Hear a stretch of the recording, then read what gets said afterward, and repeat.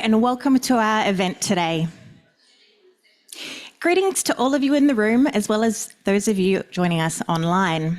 We're here to talk about demystifying AI and cyber careers, and about how QUT prepares you for the fast-moving tech industry. This panel is brought to you by QUT and Careers with STEM. My name's Jasmine Fellows. I'm the Managing Editor at Careers with STEM magazine.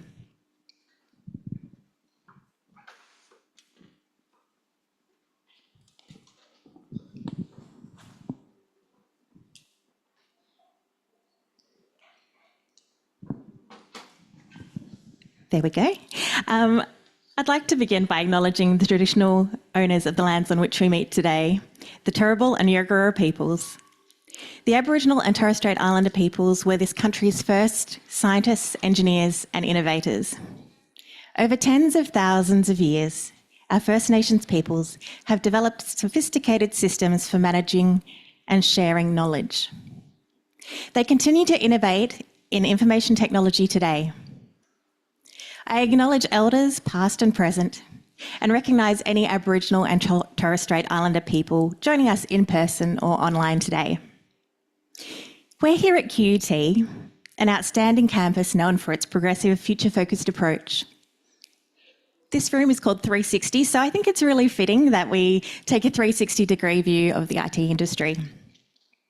With 500% expected growth in AI-related employment between 2023 and 2030, AI and cybersecurity are revolutionising industries.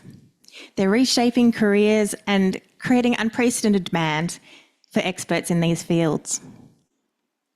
Let's kick off by doing a Careers with STEM quiz, which has been designed to help you imagine your future in IT.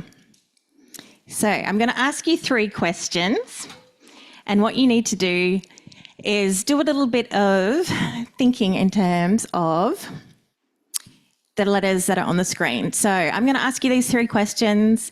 One of the letters is going to suit you best. Keep that in mind for the next slide.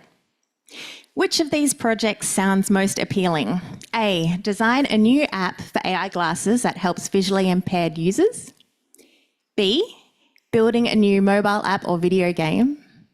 C, hacking a website to test security flaws. D, picking the best software solution for a company and its employees. E, improving an online streaming service using powerful cloud computers. F, exploring how quantum computing could change coding. Or G, creating a system to automatically flag issues and improve systems. Okay, if you got A, your project is an artificial intelligence one. B, software development. C, cybersecurity. D, business analysis and IT management. E, enterprise computing. F, computer science. And G, process analytics and automation. Okay, question 2. Have a think about this one. In a team, you're most likely to A, suggest using a suite of AI tools to make life easier. B, volunteer to code the project. C, focus on making sure everything is safe and secure. D, clarify a project's goals and talk to all the team members. E, ensure the project will work no matter how many people are involved. F, break down complex problems into elegant solutions. Or G, automate repetitive workflows to speed up your work. Okay, have you got your letter in mind? Okay. If it's A, in that team, you're an artificial intelligence person. B, software development. C, cybersecurity. D, business analysis and IT management. E, enterprise computing. F, computer science. Or G, process analytics and automation. It's okay. You might have one answer that matches both, or you might have 2 different ones, and we've got one more question to help you explore. When learning something new, you like to A, customise your learning with new technologies like Gemini and ChatGPT. B, build a website to share the info and flex your skills. C, understand any risks and problems that might crop up. D, consider how the info might solve real-world business problems. E, come up with ideas for a large-scale project. F, explore lots of possibilities and ask new questions. Or G, look for shortcuts. There are ways your learning could be automated or optimised.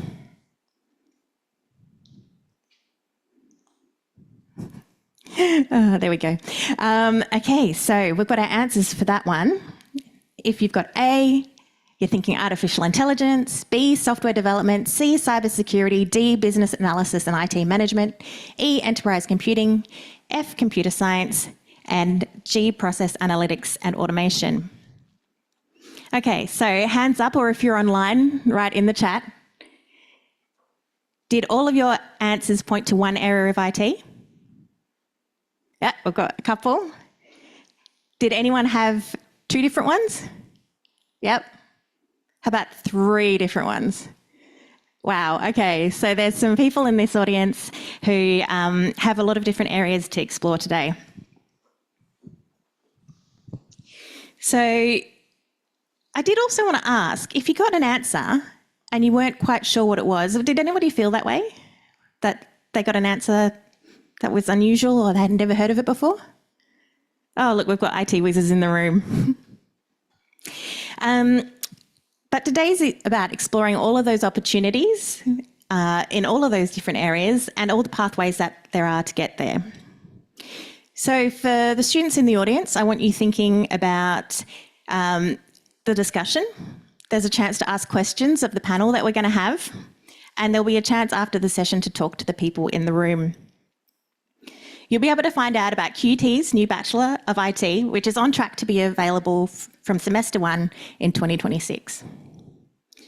Unlike other university degrees that focus solely on technical computer science or business-oriented IT, the new IT degree at QUT offers a blend of both of these, preparing you to be a versatile graduate that's ready for the world. The program stands out with its emphasis on practical skills, industry relevance, and ethical considerations too, making it competitive and future-focused, a great choice for your IT education.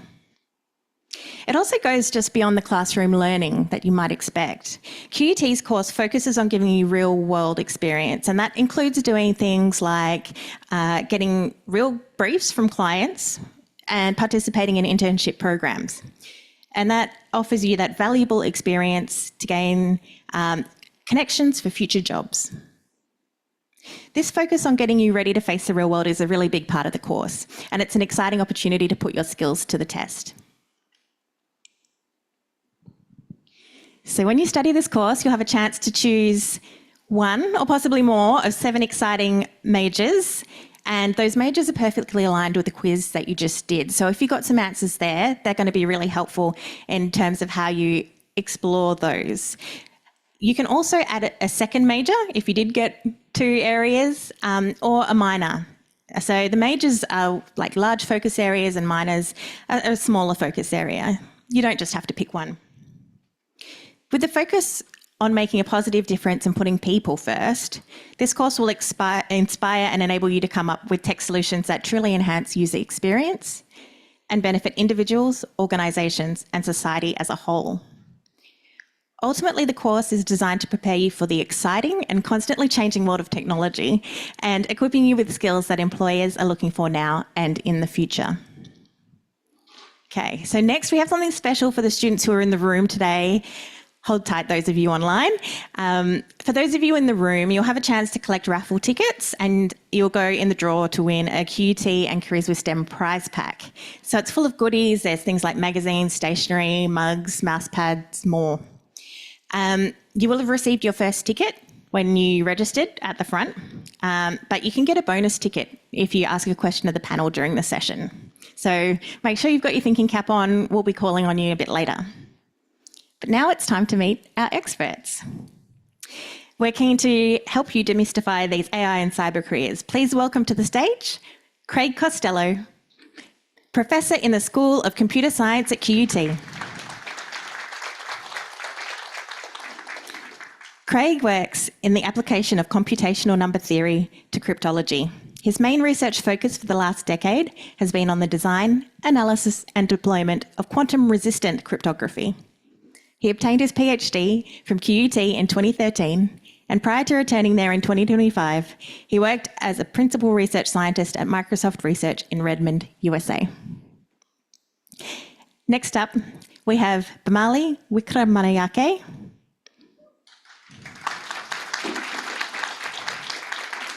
Bemali is a senior data scientist at Flight Centre Travel Group that specialises in AI, machine learning, deep neural networks, and data visualisation. She uses AI to build systems that optimise processes in industry settings. Bemali is also undertaking her PhD at QUT, centred in explainable AI for process predictions, exploring ethical use of AI and how we can design systems in the real world that are both effective and trustworthy. And our last panellist, John Gooding.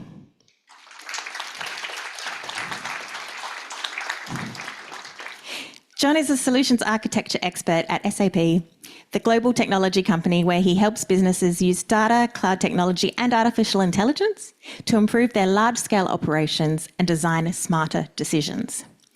John is passionate about giving back to the next generation of IT and data professionals, which he does through teaching and mentoring in his role as adjunct professor in the School of Information Systems at QUT. Great, we'll kick off the conversation.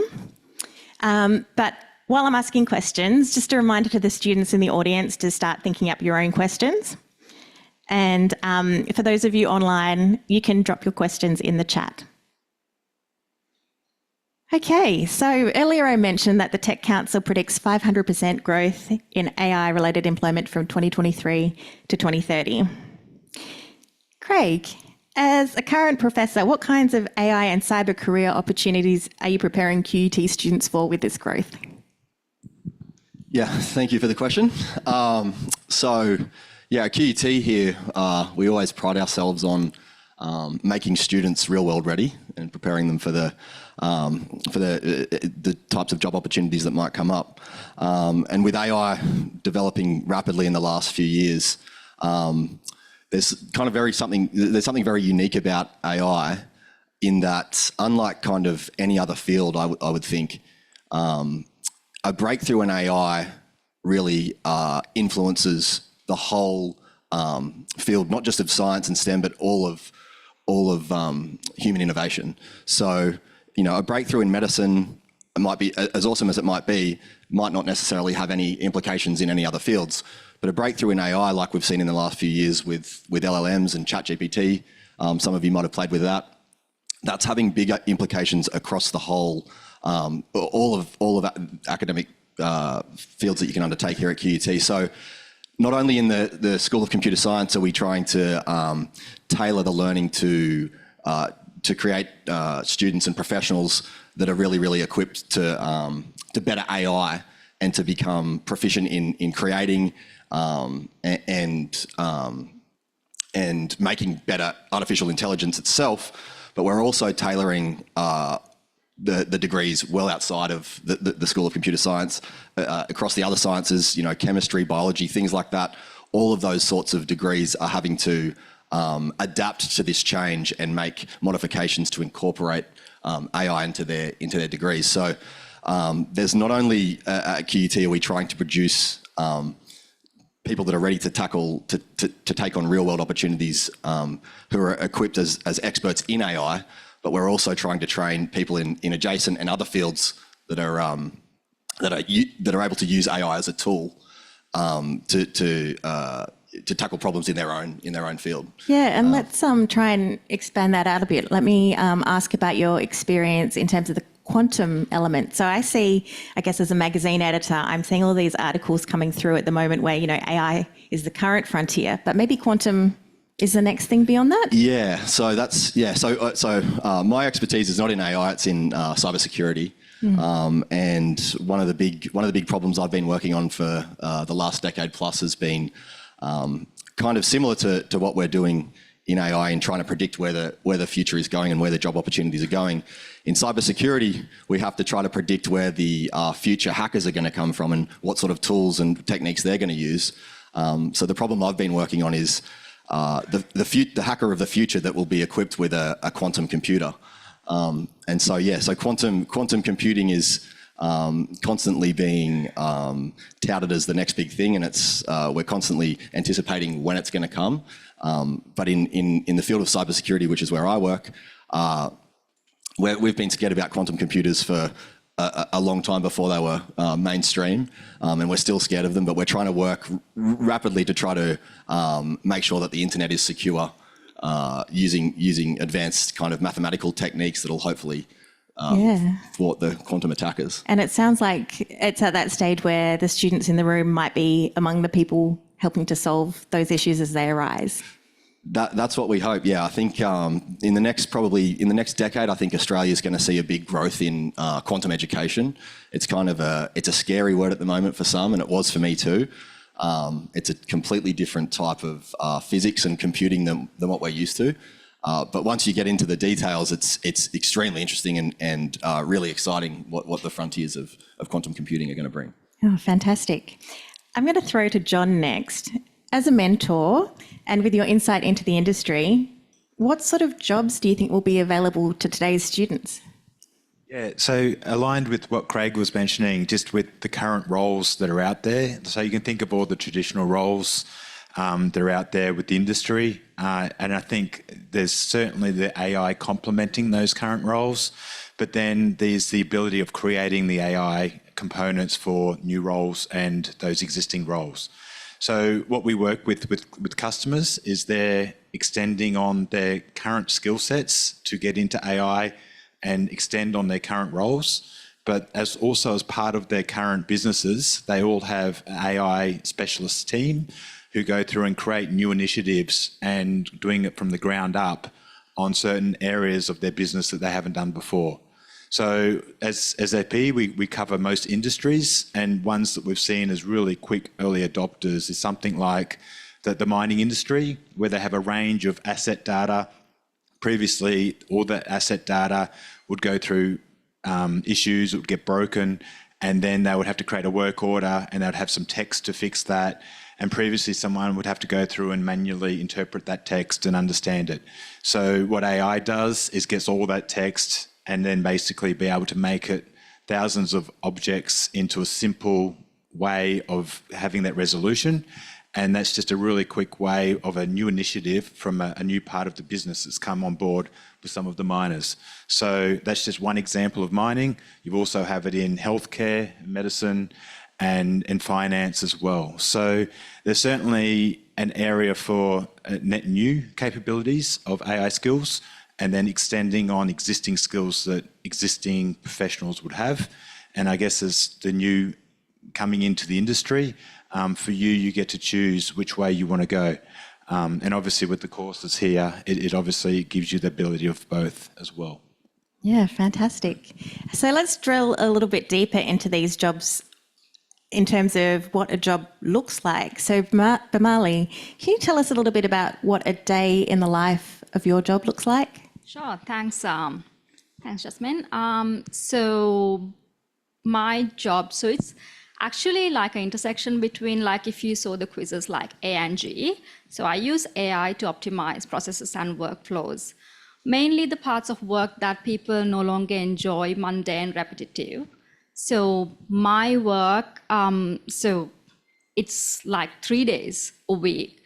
I work mostly talking to people, understand the business process and understanding the pain points. And then the other 2 days is actually I work with AI and like the technical front, how to make these processes more optimized with the help of AI. Because AI, as we know it, the one based on LLMs, is revolutionizing the way we look at traditional unstructured data. That means like the text data, the image data, that was previously interpreted only by humans in an effective way. But now AI can make like a good judgment. So that helps us to make them better. So if I talk about my organization, it doesn't look at it in a way that, oh, like let's use AI to like cut the headcount down, but rather like how we can make people more efficient and do things that they enjoy. So if I give you an example that I'm really happy about, I recently optimized a workflow that actually helped to release the person who was doing it. She was basically doing it around the clock, 7 days a week. She was not enjoying it. So with this new optimized workflow in place, it actually helped her to move on to like a better role in her career. So yeah, that's Yeah. what my work looked like. Great. So you mentioned an LLM. So that's a large language model, right? Yes. And I guess the common ones people know are things like ChatGPT, Gemini. Yes. Are you working with those sorts of ones or different ones? Yes. So my work, I mostly work with OpenAI because we work with Microsoft Azure. So because of course, like around when you work in an organization setting, you have to deal about like the AI governance, the privacy concerns. So it is a necessity that we stick to a one cloud provider and all the customer data lies in like one geographical area. So because of that, we use OpenAI. But again, like there are a lot of like a big suite of LLMs that are available. Yeah, that's that really give exciting. like very competitive capabilities, yes. Fantastic. And John, could you tell us a little bit about a day in the life at your work? Yeah, so for me, it's quite diverse. I've obviously been around for a while, and I've gone through quite a few different versions of what a day in the life is. So currently, I go visit clients. I work with large companies and help them with their data analytics. And as part of those data analytics engagements that we do, we normally work through sample use cases and find scenarios where AI will benefit them more in profitability or giving back to the public. So depending on what their focus is as a business or a government entity is where we support them in either helping with automation, but even those data sets that we're using, we used to like create mock data and that used to take a while to create manually. Now we use the AI tools and we have our own LLMs to generate the code for us. Now we would write the lines of code for me to create that mock data as an example. So utilising the AI tools in our kit bag, but also in a day in the life of me would be working with customers to help them with their AI strategies. And then what would be the like of you all to then help implement that and achieve their goals of what that business or government does. Yeah, excellent. So we've hinted already that there can be some concerns about implementing new technology when it comes to things like data privacy, you mentioned, and governance. For AI, we're hearing stories about this ethical concern every week. So headlines include things like why Gen Z are boycotting ChatGPT, and that one was about the environmental impact of generative AI. And then there are other ones like tens of thousands of creatives signed petition against unlicensed generative AI training. And that's really concern about the copyright and how those AIs are trained. Bemali, as a current PhD student studying at QUT, you're working on how to make AI systems effective and trustworthy. What are your thoughts on these concerns? Yeah, definitely. We cannot overlook those concerns, and they're real because if you look at the LLM, that's basically like about 2,000 lines of code. But the magic is behind all the processing that it does consumes lots of resources. So the Gen Z is spot on when they say like, oh, it consumes unjustifiable amount of resources, which is correct. And again, using training data without like proper licensing, that's also for true. It is, I'd say like we are in a like, as a technology, not just as a technology, as a society, we are in a place where there are a lot of ethical dilemmas with this technology. I think it's up to us to know how these things work and what are the implications of this, so that the actual people who can dampen the consequences of this could be the governments. Because AI requires like a proper regulation. That's my personal belief. That's what a lot of experts agree as well.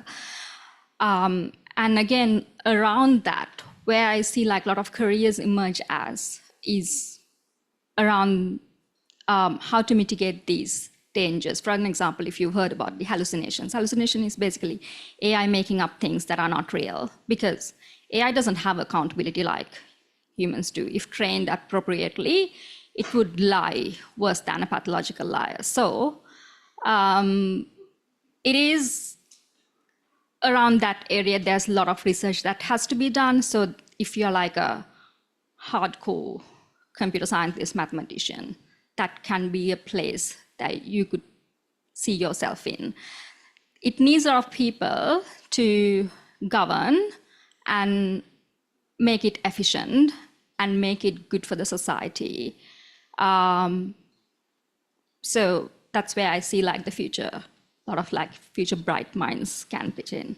Yeah, Yes. I think it's a really important question, and it's been really exciting to see how QUT has been addressing this in terms of training students and getting them thinking about it when they're studying IT here.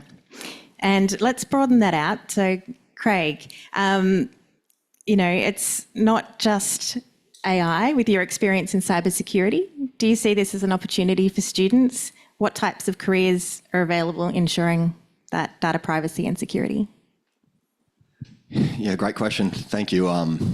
Once upon a time when I was your age, I knew I wanted to be a cryptographer. I was really excited by the field, but at that time it was either I was going to go into kind of theoretical research, or I was going to try to maybe work for the government in kind of defence analytics, something like that, working behind the scenes. And that was, I guess, the kind of paths I had open to me back then.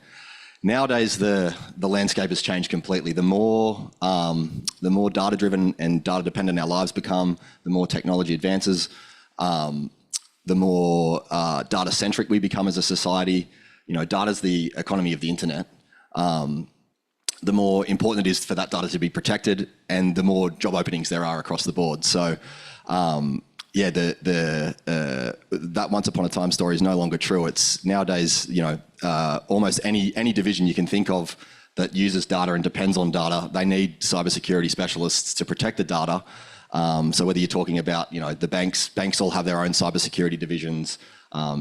You name it. Your chosen field of passion or interest. There's probably some level of data dependency there. And therefore, there's probably some need to protect that data and some need for cybersecurity analysts and professionals. And even with the advent of AI itself, that's totally changed the attack landscape again. So hackers are trying to use AI to get into systems. That's made our life more difficult, but also we're trying to use AI to help defend systems as well, which makes life more easy in some scenarios too. So the field's ever evolving and ever changing, and I think the more we progress, hopefully, for my own job security, the more cybersecurity professionals are needed. Yeah, that makes sense. So we're not shying away from the tough questions today on the panel. There's the other classic, which is, will AI take my job? John, do you think that's true? Will AI take our jobs? It will change your job if you're in a current role and in that space. So obviously there'll be more AI agents in typical workflows as well. So that will automate a lot of the processes. It's still going to need the validation of someone to say, yes, it's okay. Customers still need to submit tax returns and all do all those things and run businesses as well, which I think will never be automated fully by AI. So there's still a massive amount of business processes, business capabilities that will be run by humans, but it will be supplemented and accelerated by AI. And Bemali, you've talked a little bit about this already, and you gave us an example of automating someone's job, but not necessarily taking away that job. Can you expand a little on that? That was my personal experience where it was actually used in a way to enhance one's career. But again, I agree with John that it would transform the jobs as we see today. Because if you really look at most jobs, we have a part that we love, we have a part that we hate. So why don't we give it to AI, the part that we hate? So I think that's where it is coming from. But again, don't discount the idea of if you know what the beast is, you are in a better position to tackle it. If you ignore it, then you wouldn't know when it come and bite you. So I encourage everyone to know what AI is, what AI does, and what you can do with AI. Because right now, if you've heard about very amazing tools like Lovable, which let you to like come up with your own application just with natural language. It's a fully fledged application. It's not like maybe production ready. People say it's not production ready, but we didn't have it existing about 2 years ago. So it helps you to be like a hyper creator. You can create lots of things. But again, the danger is that it could make you a hyper consumer as well, because AI can give you lots of things to consume. So it's up to you to know like which path you want to go. Like if you're a hyper creator, probably it may not be able to beat you. Let's break a couple of those things down. So was it lovable? Lovable. Yes. Oh, okay, right. And is that something that students here could check out? Yeah, you can go and Google it. So it's just lovable.com. And you can make your own web app, web interface. You can just instruct like, this is what I want, and it'll create it for you with the full code. And then it'll, once you give like your GitHub, it'll put the code to your GitHub. Yeah, and I hadn't heard the term hyper creative before. What does that mean? Oh, hypercreative means like, so back then, if you had like tens of creative ideas, especially around like computer science, making an app or anything, you should have like a good ability to code. And it would take like a couple of days, not just a couple of days, about a month. But now, like, so you would take one idea to life, it'll take time. But now you can actually take multiple ideas to time and see what works. Because it's fast, you can get those outputs faster. So it's not just around like software apps, around image generation. Of course, like there are some ethical concerns around it, but it enables you to bring your ideas to life at a scale that was unprecedented. Wow, that's amazing. And Craig, I was going to get you to weigh in on this question as well, but this idea of creativity has just arisen, and maybe we can unpick that a little bit, because there's the creativity of the AIs, but also the creativity of the humans. Will AI be able to replicate this kind of creativity, like that is normally thought of as human? Yeah, so I was definitely, in terms of, to go back just for a moment to is it coming to take all our jobs? I would say as long as you're willing to learn it and use it, just like the fellow panellists here have been saying, use it as a tool. It's going to make you better at your job. It might come for your job if you don't do anything about it and you wait and see how it's going to go.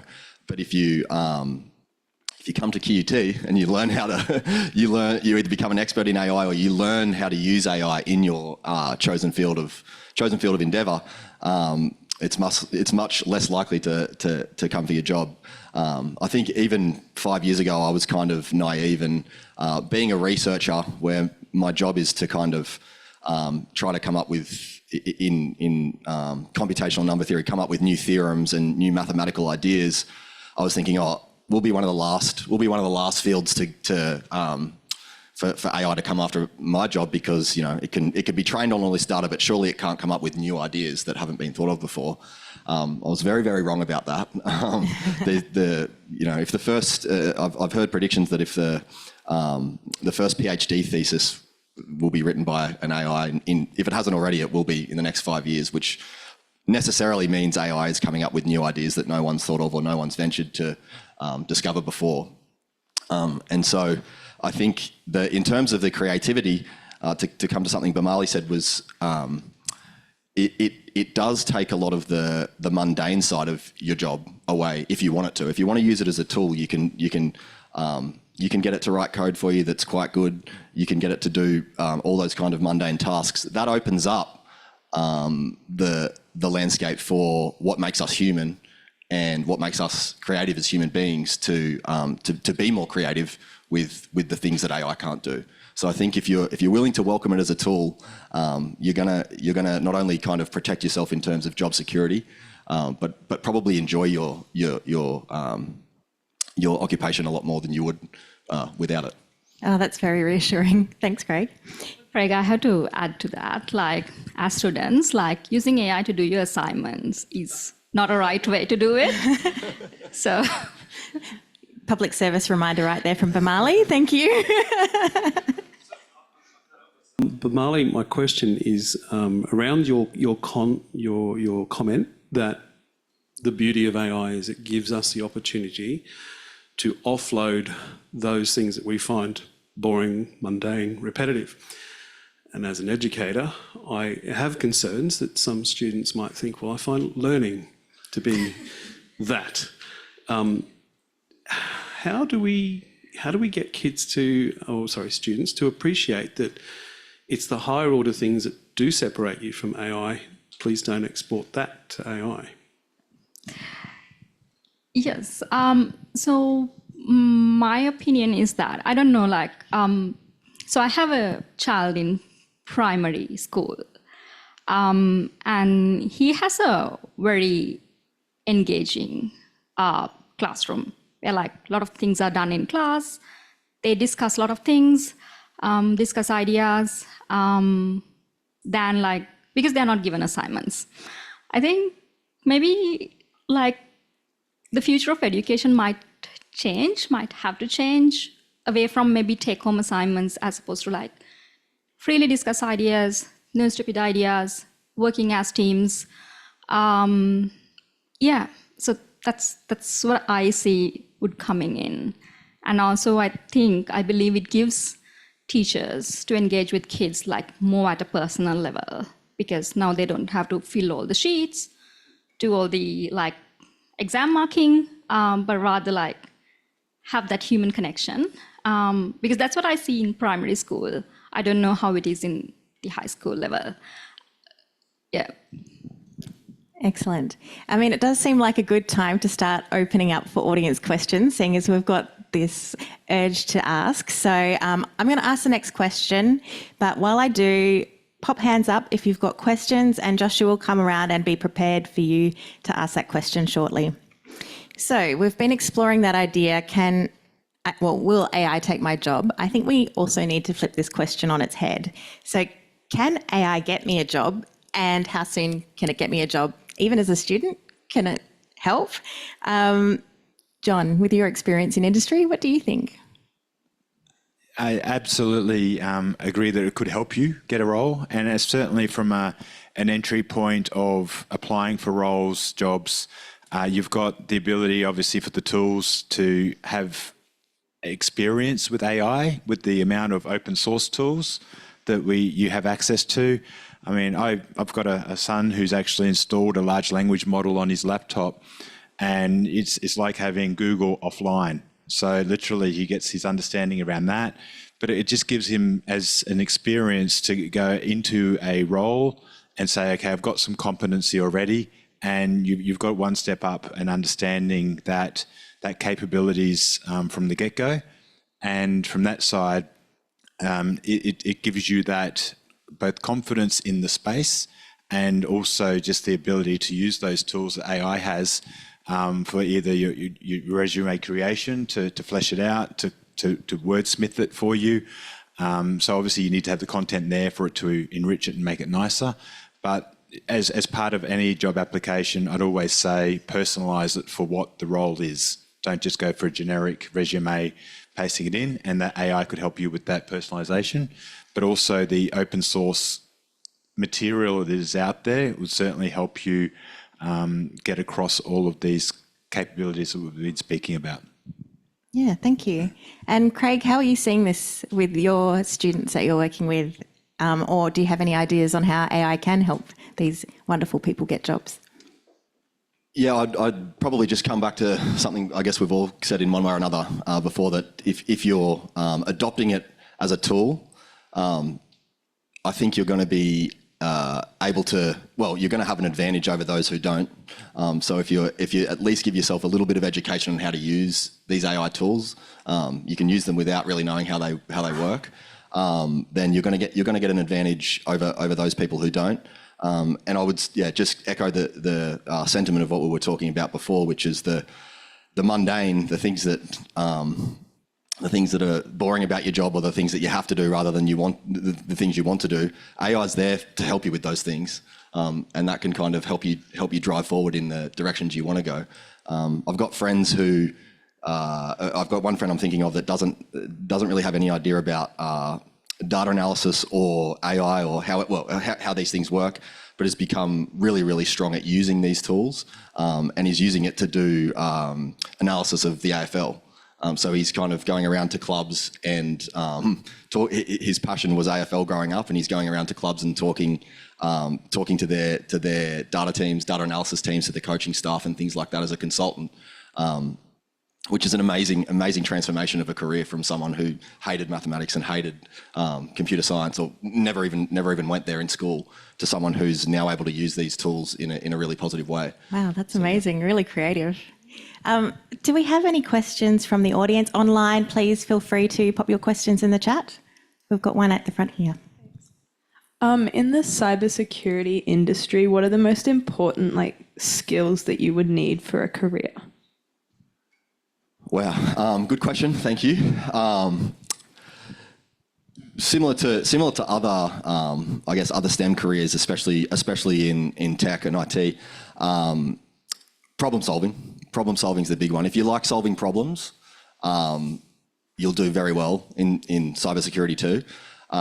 There's kind of, I see two different flavors of people who are really successful in cybersecurity. Some people like to do the kind of defensive work of constructing things and making them very, hopefully, bulletproof constructions of systems and so on, from a very kind of constructive angle. And then there's people who, grew up just liking to break things. And if you're someone who grows up liking to screw with systems and test things and try to break things and make them not work, you can be really successful in a cybersecurity profession as well, because there is literally a job that for which that's what you're supposed to do. You go to a company and say, I'm going to try to get in, or I'm going to try to make your website crash, or do it. That's what we call penetration testing.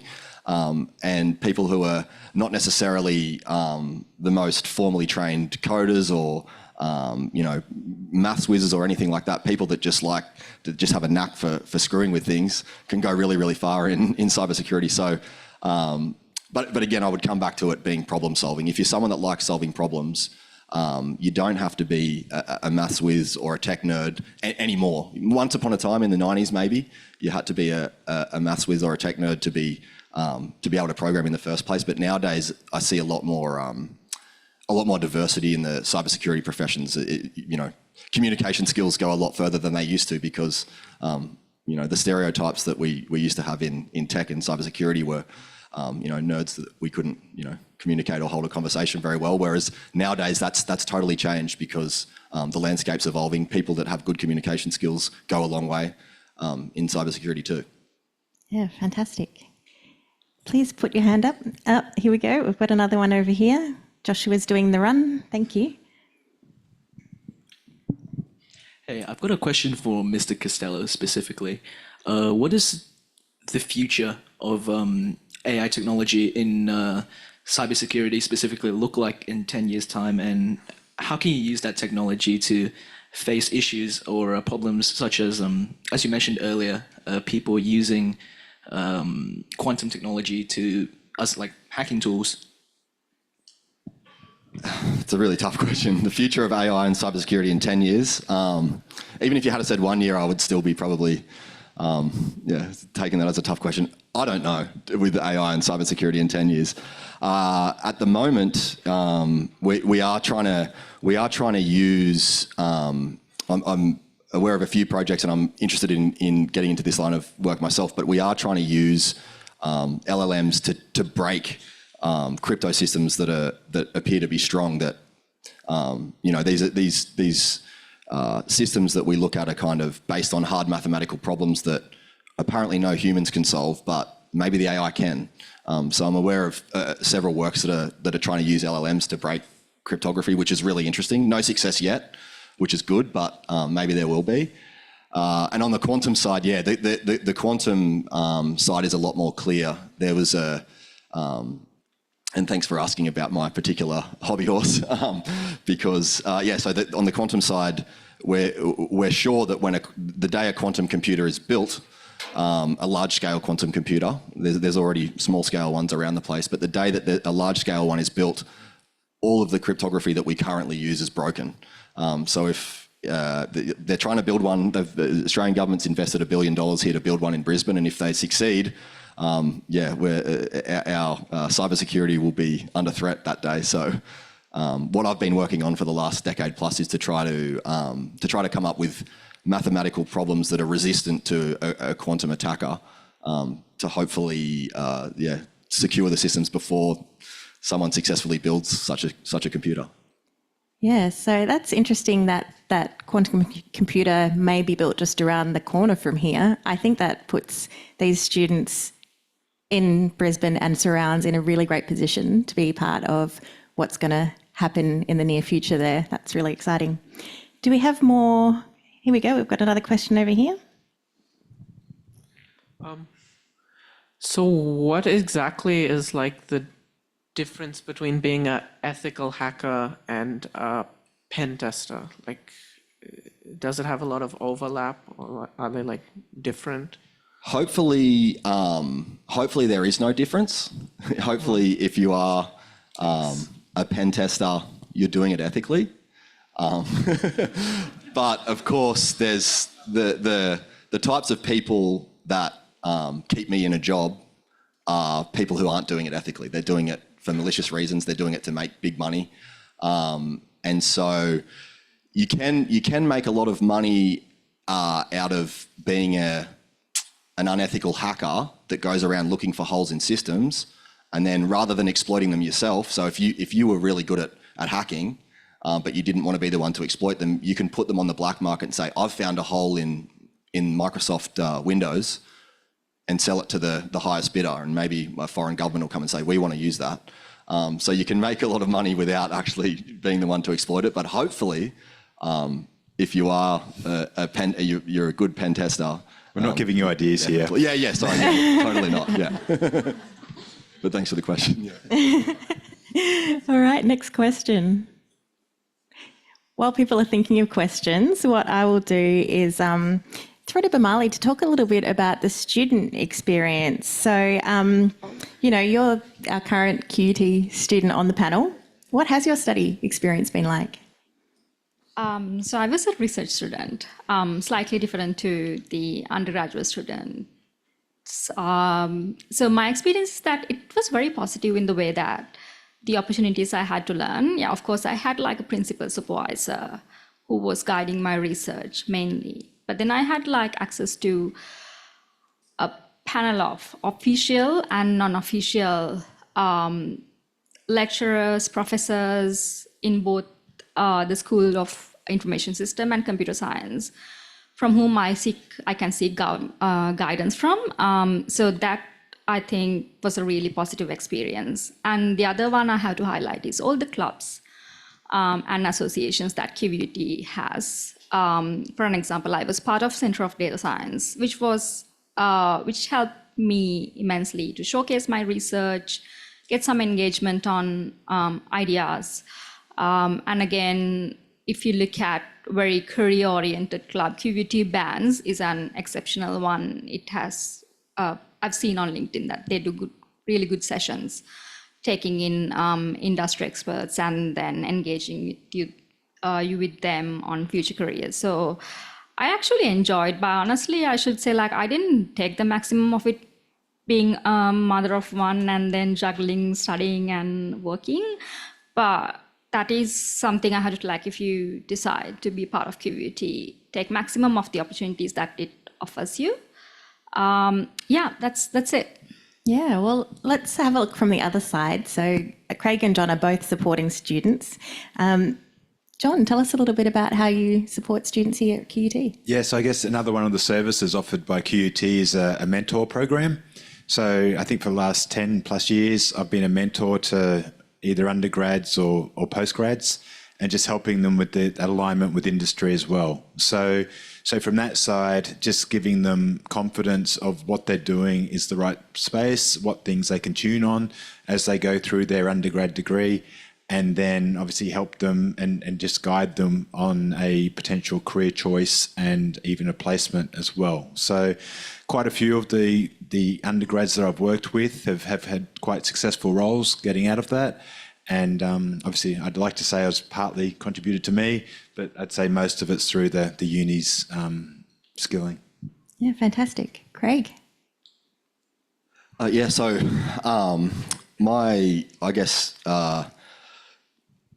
main ambition with students coming through, whether it's in classes that I'm teaching or with research students that I'm supervising and mentoring, is to kind of foster some robustness and versatility in their ability to adapt with change. So even in the project proposals that I'm writing with research students at the moment, helping research students write, I always say to them straight away, we're not going to start this until January next year, so probably it's going to be very, very different from what we write now because the field's changing so much.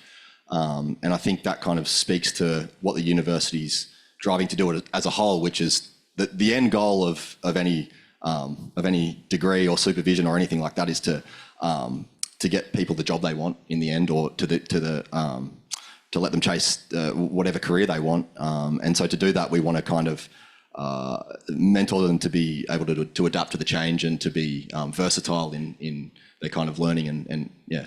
Yeah, it's phenomenal that you can adapt that fast, and that those ideas of, okay, no, we're not looking 10 years in the future, we're looking what's happening next month, a couple of months down the track, because everything is just moving so fast. Yeah, if you think about the graduates, the computer science, IT graduates that are going through now, that are just about to graduate, when they started their degree, AI was still not necessarily a thing yet. It was, I guess, ChatGPT hadn't dropped and it wasn't ubiquitous in the world yet. So even in that few years, how much the landscape has already changed, it's necessary that we kind of make students prepare them to be agile. Yeah. Fantastic. And John, you wanted to jump in? Yeah, so just one thing I loved, and I was a QUT student back in the day, and for me it was going through school, you had 300 students in your grade, and they all went off and did different things. And obviously going into uni, you were put in a group or an alumni with 30 or 40, 100 people who all had the same focus for you in that same age group. So for me, it was just a really good bonding with all of those other students who all had a similar interest and mindset. And even now, quite a few years later, I still look at them and we help each other with different things as well. So I think that that alumni from QUT is a really strong, powerful engine. And just having that network of the relationships you build through the years of the uni time, and then also the whole, obviously it's a in-depth session which you get that bond and you carry it on for many years afterwards as well. So I certainly enjoy that side of it. Oh, well, that's a beautiful note to end our panel on. Unfortunately, we've run out of time. Thank you to everyone who asked questions. They were really excellent. Please give a warm round of applause to our panel.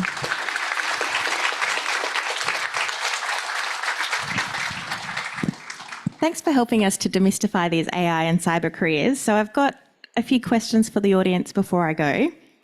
Hands up if you feel like you know more about AI and cyber careers now.